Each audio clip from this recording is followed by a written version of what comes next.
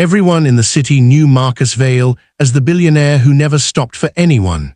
He walked past reporters without blinking, ignored protesters outside his glass towers, and treated charity galas like business meetings with better lighting. To the world, he was untouchable. Until the day a young black girl named Amara stepped into his path. She was small, quiet, and dressed in clothes that had clearly survived more winters than she had. In her trembling hand was a folded letter, sealed with tape and smudged at the edges. Security moved quickly to pull her away, but before they could, she looked Marcus directly in the eyes and said 7 words that froze him in place. "My mother said, only you can read this." Marcus should have kept walking. That was what men like him did, but something about the girl's voice unsettled him. Against every instinct, he took the letter. At first, he expected a request for money, help, or pity. What he found instead was a truth buried for over 20 years, a truth tied to his rise, his fortune, and the one mistake he had spent his entire life trying to forget. By the time Marcus reached the final line, his hands were shaking. The letter did not ask him for anything. It accused him. And hidden inside its words was a secret powerful enough to destroy his empire, expose a betrayal no one had ever questioned, and change Amara's life forever. But what Marcus did next stunned everyone. Because for the first time in his life, the billionaire who had everything was forced to choose between protecting his fortune and finally becoming the man he should have been all along. Before we go deeper into this powerful story, tell us what you think. Can one hidden truth change a person's entire life? Can a man who built an empire on silence ever truly make things right? Share your thoughts in the comments. Subscribe if you believe stories like this deserve to be heard. Share this story with someone who loves emotional and meaningful storytelling, and turn on notifications for more interesting stories like this. The letter was not heavy, but Marcus carried it as if it weighed more than the tower behind him. For 3 seconds, the entire sidewalk froze. The cameras, which had been flashing because Marcus Vale had just announced a historic new project downtown, slowly turned toward the little girl in the patched grey coat. One reporter whispered a question into her microphone. Another raised his camera higher. Security formed a wall between Amara and the crowd, but Marcus lifted one hand. "Leave her," he said. His voice was calm, but those closest to him heard the crack beneath it. Amara did not move. Her eyes were fixed on the letter now resting between Marcus's fingers. She seemed too young to understand the power of the man in front of her, but old enough to know that powerful people usually needed to be forced to listen. "What's your name?" Marcus asked. "Amara Rivers." The name struck him like a sound from a locked room. "Rivers." He looked at her again, not at the worn shoes, not at the frayed sleeves, not at the careful way she stood, as though she had learned early that the world was always measuring whether she belonged somewhere. He looked at her face. There was something familiar in her eyes. A stillness, a quiet intelligence, a stubborn dignity that did not ask permission to exist. Marcus swallowed. "Who gave you this letter?" "My mother." "Where is she?" Amara looked down for the first time. "She told me to give it to you today, not tomorrow, not to your assistant, not to anyone else." Marcus felt the cold wind cut between the buildings. Behind him, the great glass tower of Vale Global reflected the city in perfect silver. It made everything look cleaner than it was. He slid the letter into the inside pocket of his coat. His chief of security, Nolan, leaned close. "Sir, we should move. There are cameras everywhere." Marcus nodded, but he did not step away from Amara. "Come inside," he said. The reporters surged forward with questions.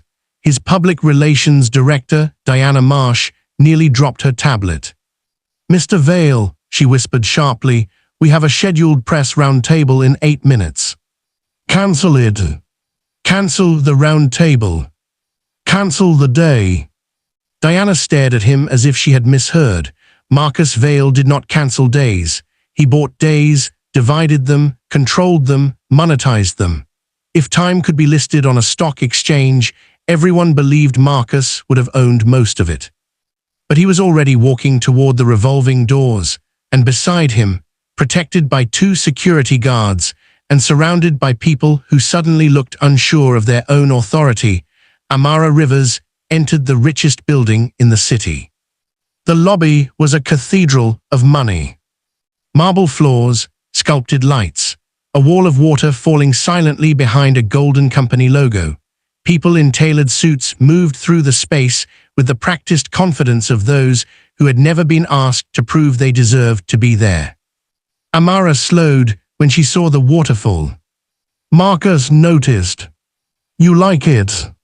She shook her head. "It looks trapped." Marcus did not answer. For years, visitors had praised that waterfall. Architects had flown in from Milan to design it. Business magazines had photographed it. Marcus had once told a reporter it symbolized movement, purity, and innovation. But in Amara's eyes, it was just water forced to fall again and again for decoration. They took the private elevator to the 63rd floor. Amara stood in the corner, hands folded, watching the numbers rise. Marcus watched her reflection in the polished metal doors. The name Rivers would not leave his mind. Evelyn Rivers. He had not spoken that name aloud in 22 years. Not since the night of the patent hearing. Not since the signature. Not since the rain. When the elevator opened, Diana was waiting outside his office with 2 board members and a legal consultant who looked irritated to be kept from something important. Marcus ignored them all. "Get her something warm to drink," he told Diana. Diana blinked. "The girl. Her name is Amara." Amara looked at him, surprised. It was the first time anyone in the building had used her name like it mattered. Inside his office, the city stretched beneath the windows like a kingdom.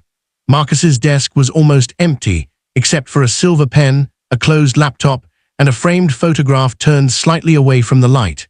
Most people assumed it was a picture of his parents or some award ceremony. No one knew it was a photo of 3 young students standing in front of a broken water pump behind a community center. Marcus had kept it for 20 years. Not because he was sentimental. Because guilt has strange habits.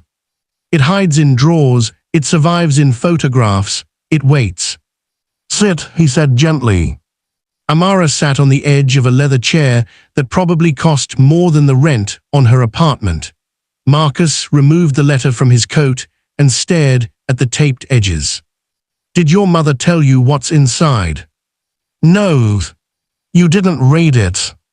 Amara shook her head. She said it wasn't mine to open. Marcus gave a short, humorless laugh. "Your mother always did believe in rules." Amara's eyes narrowed. "You know her."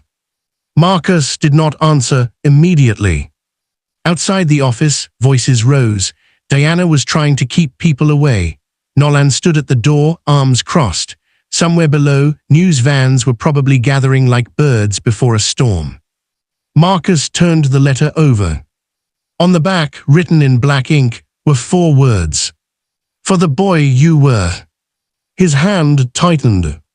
For a moment, the office disappeared. He was 17 again, standing in the basement of the Southside Community Library with rainwater leaking through the ceiling and a girl named Evelyn Rivers laughing as she held up a cracked plastic pipe like it was treasure. "You see junk," Evelyn had told him. "I see a solution." Marcus had been hungry that day, hungry in the way that made a person angry at the smell of food he could not afford. His father had lost his job at the factory. His mother was cleaning offices at night. Marcus had come to the library because it was warm, because the lights stayed on, and because no one asked questions if a boy sat in the back, pretending to study. Evelyn found him there. She was the kind of person who made broken things feel temporary. A black girl from a neighborhood the city only remembered during election season, she had a mind that moved faster than anyone Marcus had ever met. She built machines out of scrap parts. She fixed radios. She repaired bicycles. She once turned an old fan motor, charcoal, sand, and copper tubing into a water filtration prototype that made their science teacher cry. Marcus was good with numbers. Evelyn was good with impossible things. Together, they became dangerous. That was what her mother had called them once, smiling over a pot of soup. "You two are dangerous," Mrs. Rivers had said, "not because you want money, because you think poor people deserve better." Back then, Marcus had believed that too. Back then, he had believed a lot of things. The sound of tape peeling brought him back. Amara sat perfectly still. Marcus opened the letter. The first page was written in Evelyn's handwriting. He recognized it instantly. The slanted letters, the firm pressure, the way she crossed her T's like she was drawing a line no one should step over. "Marcus, if you are reading this, then my daughter has found the courage to stand where I no longer could. Do not mistake this for a plea. I am not asking you to save her. I am asking you to tell the truth." Marcus stopped breathing. He lowered himself into his chair. Amara watched him. The letter continued. 22 years ago, you and I built something together in a basement no investor would enter. We called it River Glass because it could turn poisoned water clear. You said the name sounded like hope. I believed you. But hope became a product became a patent became a company, and somewhere between the first investor meeting and the first lie, you decided my name was too heavy to carry into the room. Marcus closed his eyes. No, not decided, he wanted to say. Forced, cornered, manipulated. But the word that rose beneath all the others was simpler. Afraid. He kept reading. I know what you were told. I know Henry Alden said no one would fund two poor kids, especially not a black girl from the East Ward whose mother had been arrested protesting city water contracts. I know he told you that if my name stayed on the patent, River Glass would die before it was born. I know because I was outside the door. Marcus looked up sharply. Outside the door. That was impossible. He remembered that night like a scar. Henry Alden, the investor who later became Vail Global's first chairman, had leaned across a polished table in a hotel conference room and said, "The girl is brilliant, Marcus, but brilliance is not the same as market confidence. We need a face investors can trust." Marcus had been 18, poor, desperate, dazzled by men who wore watches worth more than his father's yearly salary. He had argued at first. Evelyn's name stays. Henry smiled, then no deal. Marcus had walked into the hallway and called Evelyn, but she did not answer. Rain hammered the hotel windows. His father's medical bills were folded in his pocket. His mother had cried that morning over a shut-off notice. Henry gave him one more paper. "One signature," he said, "a technical correction we can amend later." But they never amended anything. And Evelyn disappeared from the project the next day. For years, Marcus had told himself she left because she was angry, because pride mattered more to her than opportunity, because she refused to understand what he had been trying to build. He had never known she was outside that door. His eyes dropped back to the letter. "You did not know I heard everything. But you knew enough. You knew the signature on the withdrawal form was not mine. You knew I would never sign away my work. You knew because I told you, standing in the rain, and you looked me in the face and said, 'Give me time.' I gave you 22 years." The paper trembled in Marcus's hands. Amara noticed. "My mom said you'd remember the rain," she whispered. Marcus turned the page. There was another sheet folded inside. Not a letter. A copy. At the top was an old legal document, voluntary withdrawal of patent claim.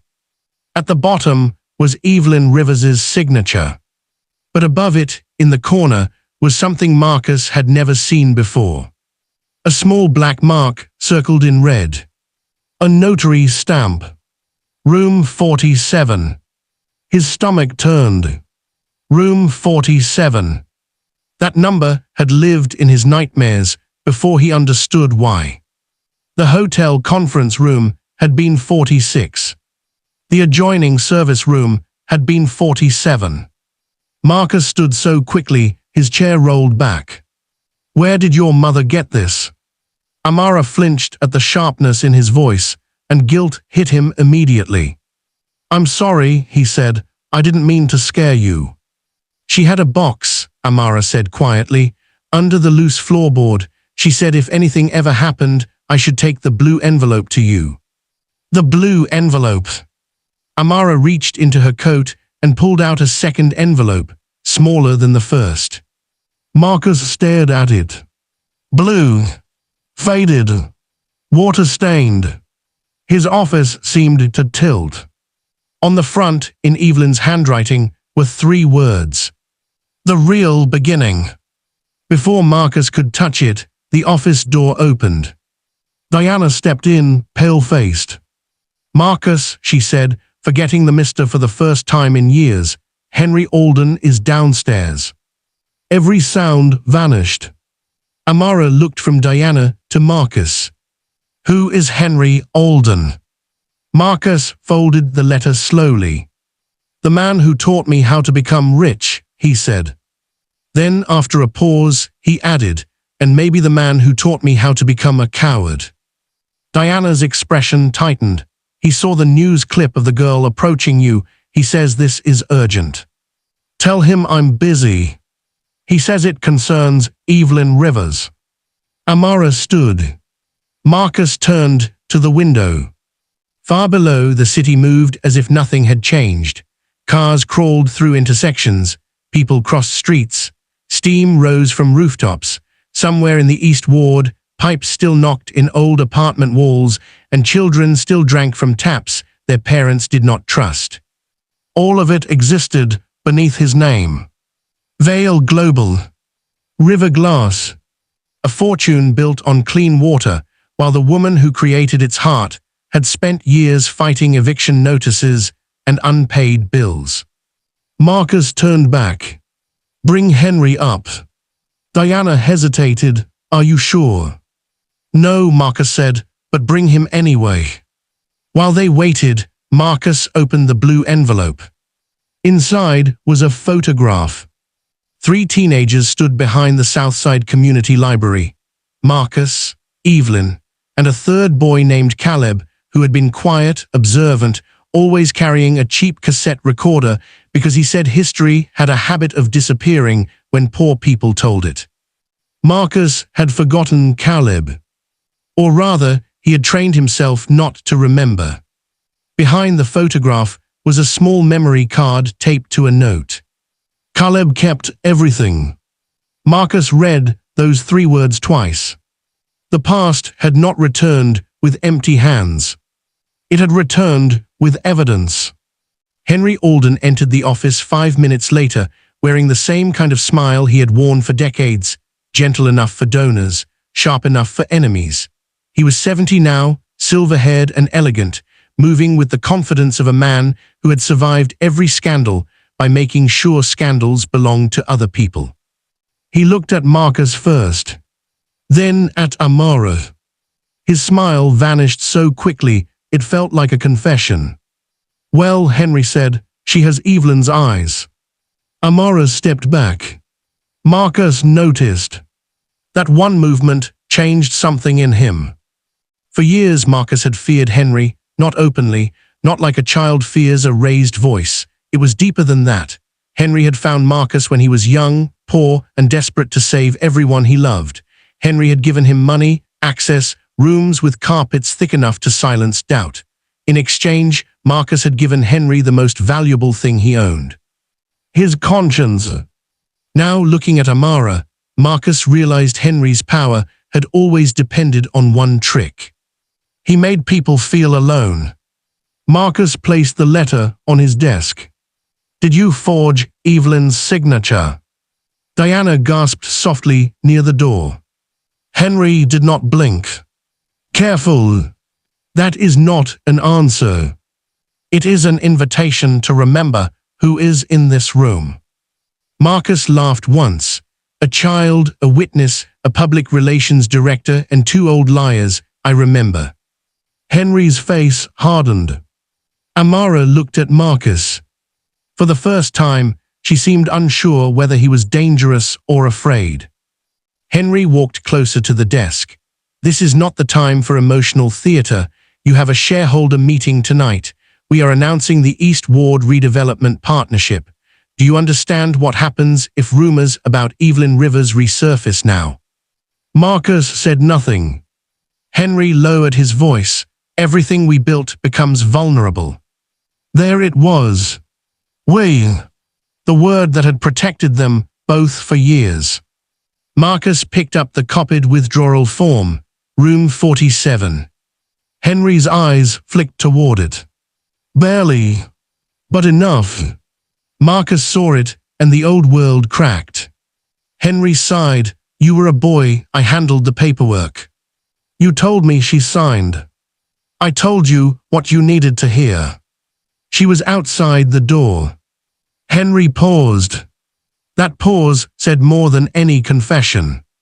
Amara's hands curled around the edges of her sleeves. My mother didn't lie, she said. Henry turned toward her, and his tone became smooth again. Child, adults can carry memories that feel true but are incomplete. Marcus stepped between them. Do not talk down to her. Henry's eyebrows lifted. This is what we're doing now. You're going to burn your life down because Evelyn raised a daughter with a dramatic sense of timing. At the mention of her mother, Amara's face changed. Not anger exactly, something steadier. My mother raised me to tell the truth, even when my voice shakes. The office went silent. Marcus looked at her, and suddenly he was back in the library basement with Evelyn saying nearly the same thing. Truth does not need a mansion, Marcus. It only needs somebody brave enough to open the door. He had laughed then. He was not laughing now. Diana's phone buzzed repeatedly. She checked it, then looked up. The video is everywhere, she said. People are asking who Amara is. They're asking about Evelyn Rivers. Henry's jaw tightened. Then we contain it. No, Marcus said. Henry turned slowly. Excuse me. Marcus picked up the memory card. We listened to it. Henry's face lost color. It was subtle, but Marcus saw that too. There is nothing on that card that helps you, Henry said. Then you shouldn't be worried. Marcus inserted the memory card into his laptop. For a moment, nothing happened. Then a folder appeared. Audio files. Scanned notes. Photos of notebook pages. A video file labeled Hotel Rain 47. Marcus felt his pulse in his throat. He clicked it. The video was grainy and tilted, filmed from behind stacked service trays. Rain streaked the window beyond the hallway. The timestamp in the corner showed a date Marcus had tried to bury under 22 years of success. His younger self appeared first, packing outside the conference room, a legal folder in his hand. Then Henry. Younger, smoother, smiling. His voice came through the speakers. Marcus, you need to understand something. In rooms like this, nobody invests in fairness. They invest in certainty. Young Marcus shook his head. Evelyn built the filtration core. Her name stays. Henry stepped closer. Then your father loses the house. Your mother keeps scrubbing toilets until her knees give out, and that brilliant invention dies in a basement. The Marcus in the office clenched his jaw. The Marcus on the screen looked like a boy drowning on dry land. Then Henry handed him a form. She already agreed to step away. Young Marcus stared at it. This isn't her signature. Henry said nothing. Young Marcus looked up. Henry, this isn't her signature. In the office, Diana covered her mouth. Amara whispered, Mom was right. On the video, Henry's voice dropped. Do you want to save your family, Marcus? The boy on the screen did not answer. Henry continued, or do you want to make a moral speech and go home poor? Young Marcus looked toward the window. Rain fell hard enough to blur the city lights. Then another voice came from off-camera. Evelyn, you said you'd never do this. The image shook as Caleb shifted. Evelyn stepped into view, soaked from the rain, eyes blazing with hurt. Young Marcus froze. Evelyn, tell me you didn't know. He said nothing. She stepped closer. Tell me you didn't look at that paper and know. Young Marcus's face crumpled. Give me time, he whispered. Evelyn stared at him for a long second. Then she said the words that had followed him through every boardroom, every award dinner, every night he stood alone in a penthouse that never felt like home. Time doesn't clean a dirty hand, Marcus. It only teaches it how to hide. The video ended. No one moved. Outside the office windows, clouds gathered over the city, turning the glass grey. Henry was the first to speak. That recording is illegally obtained and emotionally misleading. Diana looked at him as if seeing him clearly for the first time. Marcus remained seated, eyes fixed on the black screen. For 22 years, he had told himself there had been confusion, pressure, youth, necessity. He had built a cathedral of excuses and lived inside it like a king.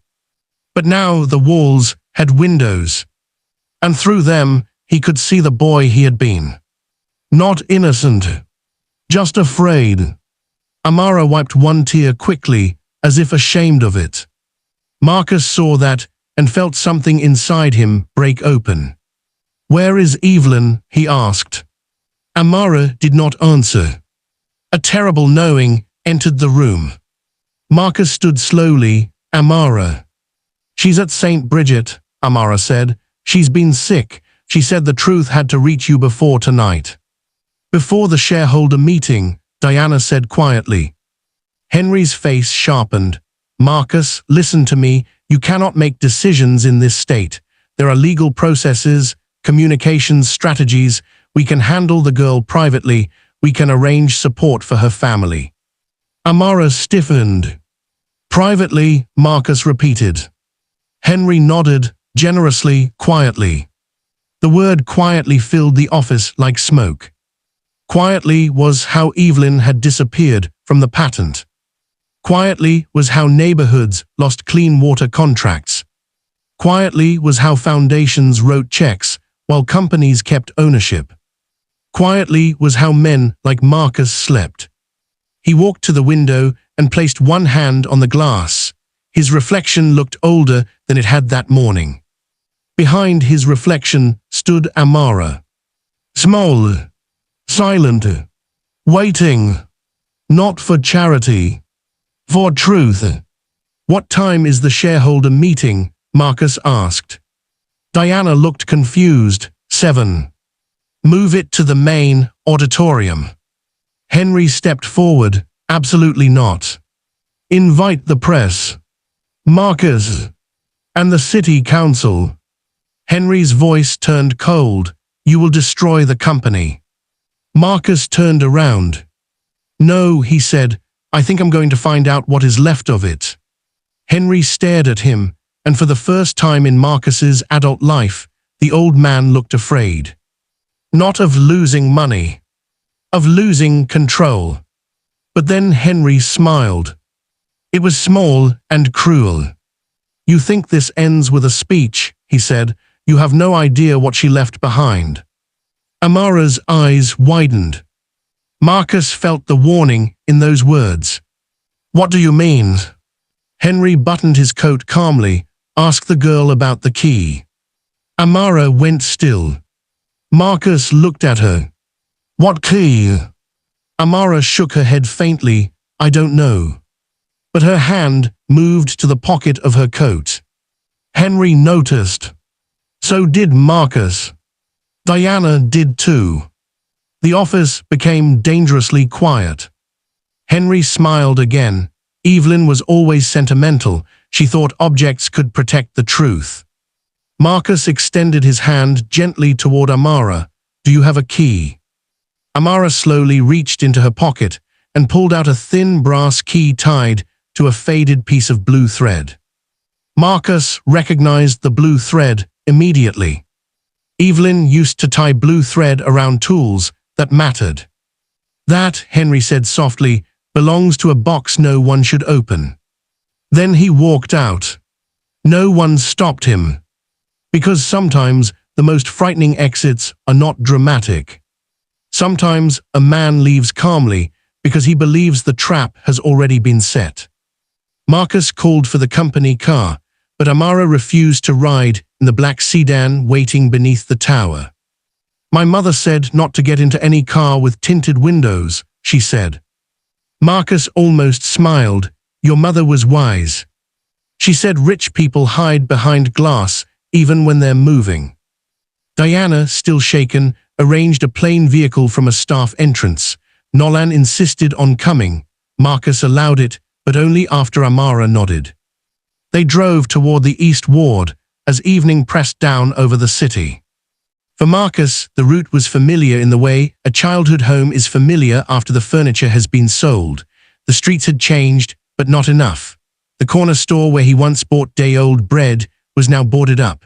The basketball court behind the school had new fencing, but the same cracked pavement. A mural of a woman pouring water from a clay jar stretched across the side of an apartment building. Beneath the mural were the words, "We remember Evelyn Rivers." Marcus stared at it. Amara noticed, "People know who she is here." Marcus nodded slowly. "They should know everywhere." "She said you used to be different." He looked at her. "Did she?" "She said you were scared before you were selfish." The words landed with uncomfortable precision. Marcus watched rain begin to dot the windshield. "What else did she say?" Amara looked out the window. "That scared people can still choose, they just pretend they can't." Marcus had spent decades paying experts to tell him what markets would do, what voters wanted, what investors feared. None of them had ever explained him as clearly as this child did in one sentence. When they reached St. Bridget's, the building looked less like a hospital than a place forgotten by funding. Brick walls, flickering lights, a lobby that smelled faintly of antiseptic and old coffee. Marcus walked in wearing a coat worth thousands, and every eye in the room knew he did not belong there. Amara led him down a hallway. Room 214. Before she opened the door, she stopped. "My mom told me if you came, I should ask you one question first." Marcus braced himself. "What question?" Amara looked up at him. "Are you here because people are watching or because you finally are?" Marcus could not speak. The rain tapped against the hallway window. Finally he said, "I don't know who I am yet, but I know I'm tired of being the man who didn't come." Amara studied him. Then she opened the door. Evelyn Rivers lay propped against white pillows, thinner than Marcus remembered, older than he had imagined, but unmistakably Evelyn. Her hair was wrapped in a deep blue scarf. Her eyes, though tired, still held the same steady fire that had once made broken machines obey her. She turned her head. For a moment, no one spoke. 22 years stood between them like a wall. Then Evelyn said, "You got taller." Marcus let out a breath that was almost a laugh and almost a sob. "You got scarier." "I had to." Amara went to her mother's side. Evelyn touched her daughter's face with a tenderness that made Marcus look away. Not because it was private. Because it revealed something his wealth had never purchased. Peace with one's love. Evelyn looked at him again. "Did you watch it?" "Yes. All of it." "Yes. And..." Marcus stepped closer. "You were right." Evelyn closed her eyes, not in satisfaction, but exhaustion. "I didn't want to be." "I know." "No," she said, opening her eyes. "You don't. You never knew what it cost me to be right." Marcus lowered his head. She continued, her voice quiet but firm. "I lost my work. Then I lost my credibility. Henry made sure people thought I was unstable, angry, difficult. You know the words they use when a woman refuses to disappear. You know the words they use when she's black and poor and still refuses to bow." Marcus did know. He had heard those words in rooms where no one knew he still kept her photograph. And he had said nothing. Evelyn watched, that realization spread across his face. "I kept waiting," she said. "At first, I thought you'd come after a week, then a month, then after your first article, then after your first million, then after your first speech about bringing clean water to forgotten communities." Her mouth curved, but there was no humor in it. "You spoke beautifully, Marcus." He could barely whisper, "I'm sorry." "That's a small word for a big theft." "I know." "No," Evelyn said again, "you're beginning to." Amara held her mother's hand. Marcus reached into his pocket and took out the brass key. Henry mentioned this. Evelyn's expression changed. Fear passed through her eyes. Not for herself. For Amara. "Where did you get that?" she asked. "Amara had it." Evelyn turned sharply toward her daughter. "I told you not to show anyone unless." "Unless he came," Amara said. "He came." Evelyn stared at Marcus for a long moment. Then she nodded toward the small cabinet beside her bed, bottom drawer. Marcus opened it and found a battered metal box. The key fit. Inside were notebooks, more documents, photographs, and a sealed envelope marked with one sentence. "When Marcus finally remembers the boy, show him the city." Under the envelope was a map. Not a regular city map. A map of water lines. Marcus recognized the pattern immediately because Vale Global had been preparing to announce a redevelopment plan that night. The East Ward Renewal Initiative. Luxury housing, new commercial centers, a technology campus, and a public-private water modernization project. It had been presented to him as progress. But Evelyn's map showed something else. Red circles marked blocks where water complaints had been filed for years. Blue squares marked old Riverglass pilot sites from the original community project. Black X's marked properties quietly purchased over the past 18 months by shell companies. At the center of it all was the Southside Community Library. Marcus went cold. "What is this?" Evelyn's voice lowered. "Henry isn't just protecting the past, he's repeating it." Marcus looked at the map again. The East Ward redevelopment was not only about buildings. It was about ownership of the underground water rights and purification contracts. If Vale Global controlled the district, it would own the very problem Riverglass had been invented to solve. They would profit from cleaning water that had been neglected long enough to make residents desperate to leave. Amara looked at Marcus. "They're buying people's homes cheap because the water is bad." Marcus whispered, "And then they'll fix it after they own everything." Evelyn nodded. "That's the unthinkable thing about injustice, Marcus. It doesn't always arrive wearing hatred.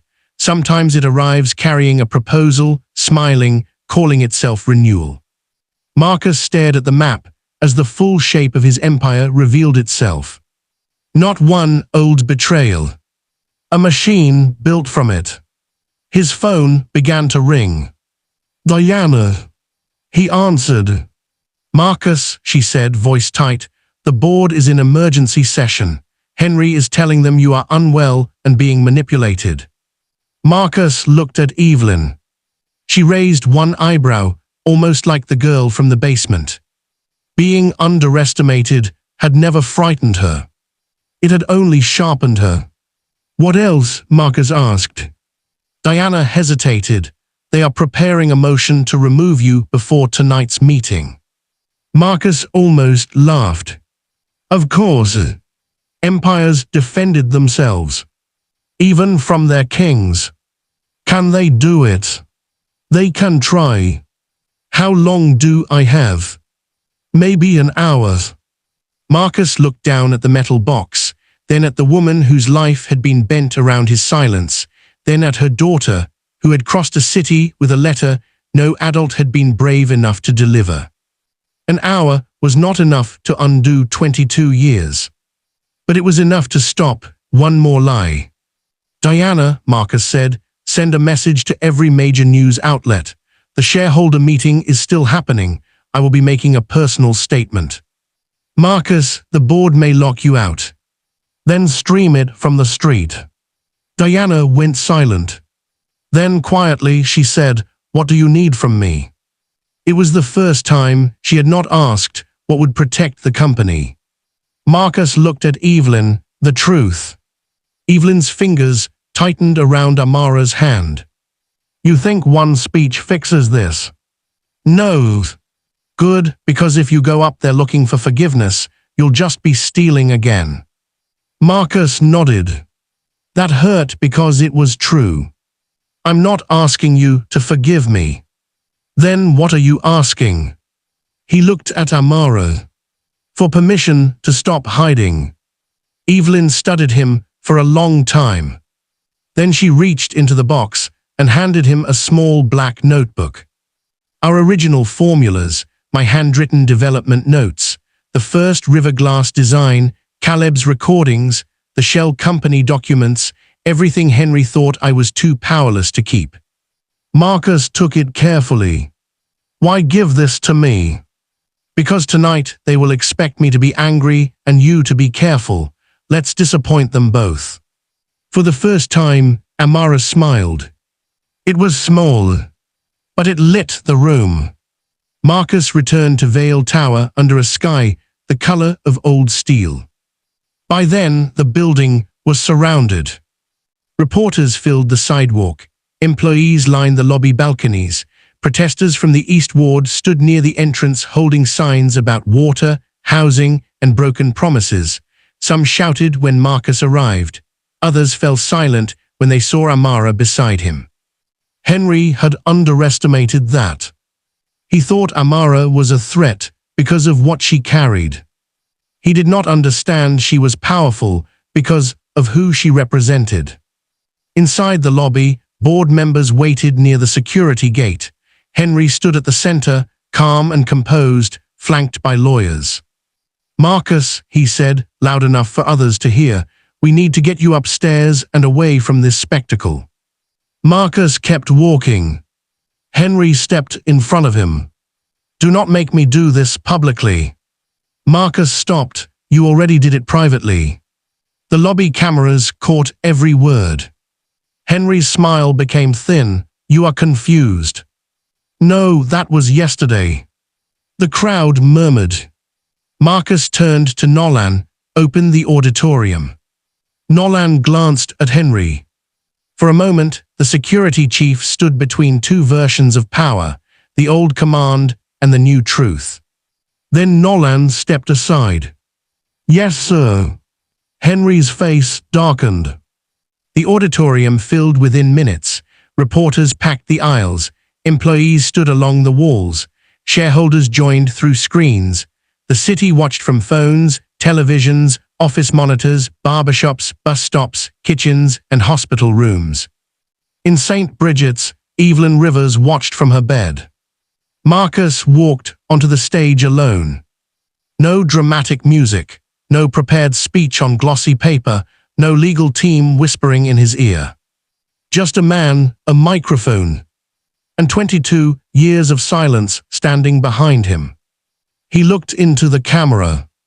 My name is Marcus Vale, he began, and much of what you believe about me is incomplete. The room quieted. Tonight, Vale Global was supposed to announce the East Ward Renewal Initiative. I was supposed to stand here and speak about progress, innovation, and community partnership. I was supposed to tell you that my company would bring clean water, new buildings, and new opportunity to a neighborhood that has waited too long. He paused. That announcement was built on a lie. A ripple moved through the room. Henry stood near the side exit, speaking urgently to a lawyer. Marcus continued. 22 years ago, a young woman named Evelyn Rivers created the core technology that became River Glass, the foundation of my company and my fortune. Her name was removed from the patent through fraud. I knew enough to question it. I knew enough to stop it. I did not. Cameras flashed. Someone gasped.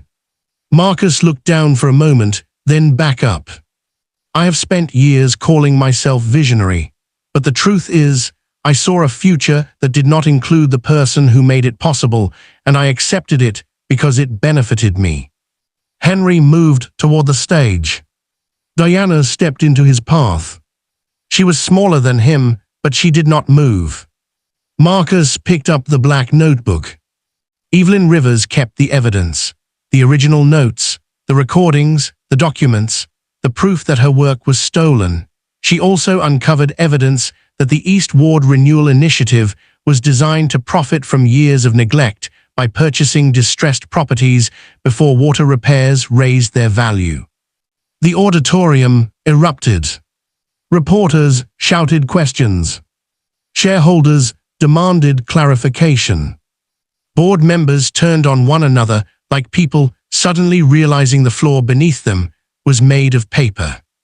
Marcus raised his hand. I am not here to ask for sympathy. I am not here to manage perception. I am here to announce actions. The room slowly quieted again.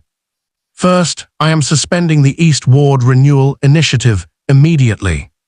Henry shouted from the side. You do not have authority to do that unilaterally. Marcus looked at him. Watch me. The room went still. Second, I am transferring my controlling shares into an independent public trust named for Evelyn Rivers, with binding authority to fund water repair, housing protection, and community ownership in the East Ward. This time, the room did not murmur. It exploded. Diana's eyes widened. Even Henry looked stunned. Marcus continued over the noise. Third, I am waiving all personal claims to Riverglass royalties until Evelyn Rivers and her family receive full restitution, to be calculated by independent counsel selected by her, not by me. Amara stood at the front row, frozen. Fourth, all original Riverglass patents related to emergency community water purification will be opened for humanitarian use in underserved areas without licensing fees. One of the board members stood. This is madness. Marcus turned toward him. No, madness was believing I could sell clean water to the world while hiding the woman who taught me why it mattered. The words traveled across the auditorium, across the city, into St. Bridget's, where Evelyn closed her eyes. Not forgiven, not healed, but heard. Marcus took one final breath. And fifth, after this statement, I will cooperate with any civil or criminal investigation into the founding of this company, including my own role. That was the unthinkable. Not the money, not the shares, not even the patents. A billionaire had stood before the world and refused to purchase innocence. Henry rushed onto the stage. You arrogant fool, he hissed, forgetting the microphones were still live. You think they'll love you for this? They'll tear you apart. Marcus looked at him calmly. Maybe. You'll lose everything. Marcus glanced at Amaro. No, he said, I already did that once. Henry's face twisted. I made you. Marcus stepped closer. No, you tempted me. I chose. Those 3 words ended Henry more completely than any accusation could have. Because powerful men can survive being called villains. They struggle to survive when someone refuses to let them carry all the blame. Security escorted Henry from the stage as reporters shouted. Lawyers scrambled. Board members tried to regain control of a company that no longer knew what it was. Marcus stepped away from the microphone. Amara approached him slowly. For a moment, he thought she might thank him. Instead, she said, My mom said doing the right thing late is still late. Marcus nodded. She's right. But she also said late is better than never if you don't stop at sorry. Marcus looked at her. I won't. Amara studied him, searching for the lie adults often hide under promises. Then she handed him something. The photograph from the blue envelope. 3 teenagers behind the library. Marcus, Evelyn, Caleb. Before everything. Before money learned his name. Mom said this belonged to you, Amara said. Marcus took it with both hands. His eyes filled, but he did not look away. What happens now? Amara asked. Marcus looked around the auditorium, at the chaos, the cameras, the fear, the anger, the possibility. Now, he said, we tell the rest. The next months did not become easy. Stories like this never truly end at the confession. That is only where the harder truth begins. Henry Alden was investigated, former executives were questioned, old contracts were reopened. Some people who had praised Marcus for honesty turned against him when honesty became expensive. Shareholders sued, commentators argued, some called him brave, others called him reckless, a few called it all a performance. Evelyn watched the noise from a quieter place. Her health did not magically return because the truth had. Life is not that simple, and justice is not a spell, but something in her changed after the night Marcus spoke. She no longer had to carry the burden of being believed only by those who already loved her. Her name appeared in newspapers, then textbooks, then on the front of the rebuilt Southside Community Library, where the first Evelyn Rivers Center for Community Engineering opened 1 year later. At the opening ceremony, Marcus did not stand at the center of the stage. Evelyn did. Supported by Amara, wearing her blue scarf, she faced a crowd of children, parents, engineers, former skeptics, and neighbors who had known the truth long before the world considered it official. Marcus stood near the back. That was where he belonged. Not hidden. Not celebrated. Present. When Evelyn spoke, her voice was thinner than before, but every word carried. They stole my name from a patent, she said, but they could not steal the reason I built it. I built it because a child should never have to wonder if the water in her glass is safe. I built it because poor communities are not charity projects. They are places full of genius that the world keeps overlooking until someone can profit from it. Amara looked out at the crowd.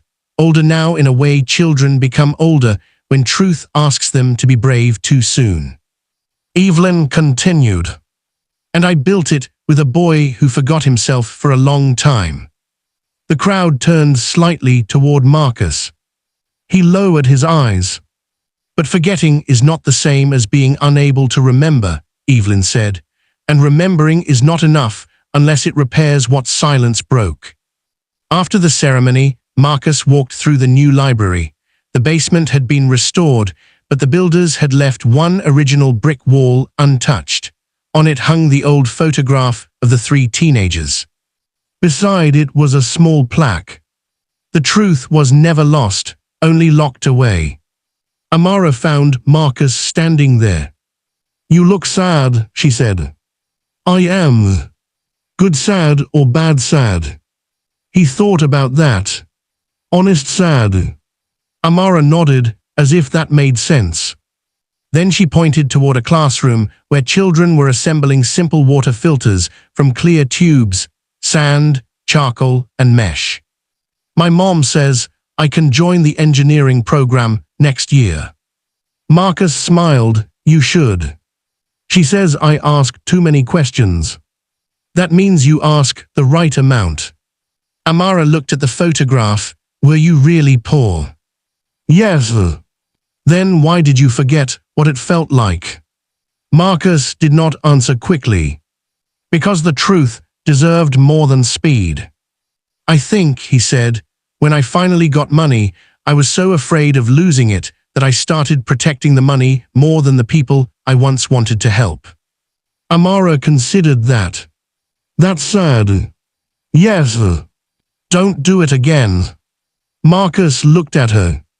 There was Evelyn's fire. There was the letter. There was the rain.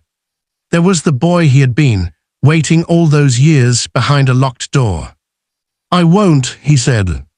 This time, Amara smiled fully. Outside, the rebuilt water lines beneath the East Ward carried clean water through old streets. Families stayed in homes they had almost lost.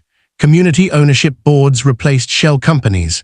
The River Glass humanitarian license reached villages, shelters, and schools far beyond the city. None of it erased what had happened. But repair was not erasure. Repair was work. Repair was memory with tools in its hands. Months later, Marcus visited Evelyn at the community center garden.